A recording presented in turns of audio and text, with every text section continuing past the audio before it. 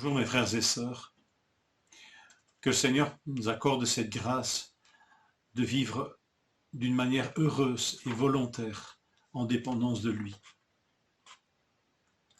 Jacques 5, verset 1. À vous maintenant les riches, pleurez à grands cris à cause des malheurs qui viendront sur vous. Votre richesse est pourrie et vos vêtements sont mités. Des mots vigoureux, n'est-ce pas? Tout ce chapitre que nous lisons, ce paragraphe est particulièrement vigoureux. C'est pas la première fois que Jacques parle des riches dans son épître. Il y a des riches qui se sont humiliés devant Christ, chapitre 1, verset 10. Ils sont devenus donc des disciples. Il y a des riches qui oppriment et qui insultent les disciples de Christ, chapitre 2, versets 6 et 7. Il y a des riches qui sont bien reçus dans l'Église parce qu'ils sont riches. Et enfin, il y a des riches ici qui jouissent égoïstement de leur richesse et qui exploitent durement leurs salariés et à qui Dieu demande des comptes. Alors, puisqu'on parle des riches, je peux passer mon chemin et ne recevoir pour son exhortation dans ce texte que le passage que j'ai lu hier dans le verset 17 du chapitre 4. Si quelqu'un sait faire le bien, ne le fait pas, il commet un péché. Voilà, Seigneur, merci pour enrichir ma définition du péché. Le péché, c'est pas seulement faire le mal, mais c'est aussi s'abstenir du bien que nous pouvons faire. Je crois que ça saute aux yeux que la lecture d'hier et celle d'aujourd'hui sont étroitement liées. Hier, le passage s'adressait à ceux qui veulent s'enrichir, qui ont les riches pour modèle. Et les riches restent un sérieux modèle dans notre système, dans notre vie sociale. Et qui oublient que leur vie est suspendue à un fil. Ils sont une brume légère qui apparaît et disparaît. Ils sont une vapeur. Nous avons lu hier, n'est-ce pas? Alors, Dieu n'est pas contre ceux-ci. C'est pas un péché de vouloir améliorer sa condition. C'est pas un péché que d'être riche. Mais ce qui est particulièrement mis en évidence ici, c'est que Dieu est contre leur arrogance, leur fanfaronnade. C'est ainsi qu'est traduit le mot orgueil dans chapitre 4, verset 16.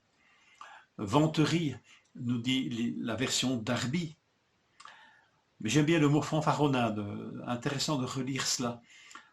Le fanfaron, celui qui se vante de choses qu'il n'a pas faites ou qui exagère les choses qu'il a faites.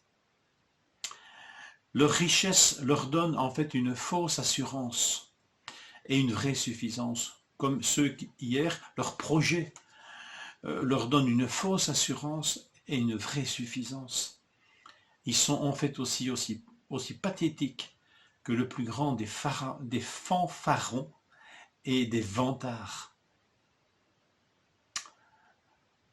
Je ne sais pas s'il nous a déjà été donné de côtoyer des fanfarons et des vantards, mais c'est triste parce que ces personnes se renferment parfois dans leur monde.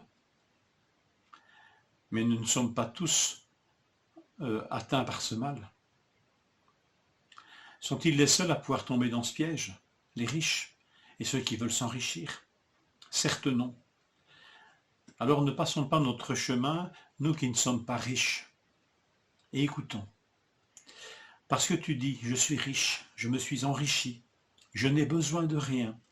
Et parce que tu ne sais pas que tu es malheureux, misérable, pauvre et nu, aveugle aussi, je te conseille d'acheter de moi de l'or éprouvé par le feu, que tu deviennes riche et que tes vêtements blancs, que tu aies des vêtements blancs afin que tu sois vêtu et que la honte de ta nudité ne paraisse pas, et un collier aussi pour oindre tes yeux afin que tu vois.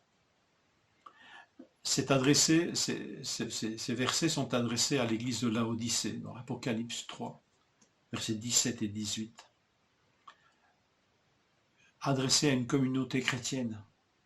Une communauté chrétienne qui n'est pas constituée que de riches, si je comprends bien, mais où il y a un esprit de suffisance et de vantardise qui a envahi toute la communauté. Et pas seulement sur le plan financier, mais sur le plan spirituel. Ils sont suffisants. Je me suis enrichi, je n'ai besoin de rien. Ils fanfaronnent en fait. Parce que Dieu les voit lui comme étant nus, comme étant misérables, aveugles.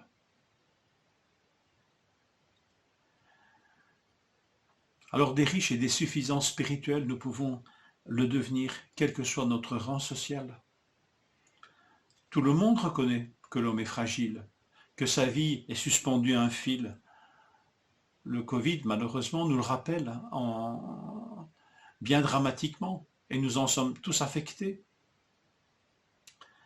Et combien d'entre nous sont conséquents et cohérents avec cette vérité dans leur projet de vie? Quand il y aura l'après-Covid et qu'il ne sera plus qu'un lointain souvenir, est-ce que nous nous rappellerons de notre fragilité et de la fragilité de nos projets? Si quelqu'un sait faire le bien et ne le fait pas, il commet un péché. Si quelqu'un sait qu'il est mortel et agit comme si Dieu n'existe pas, il commet un péché contre Dieu et contre lui-même.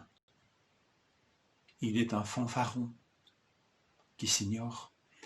Que Seigneur nous en garde et nous accorde de pouvoir vivre en ayant conscience de notre fragilité, mais en ayant conscience de sa puissance, de sa grandeur, de sa bienveillance à l'égard de l'homme et de la femme qui reconnaît sa pauvreté.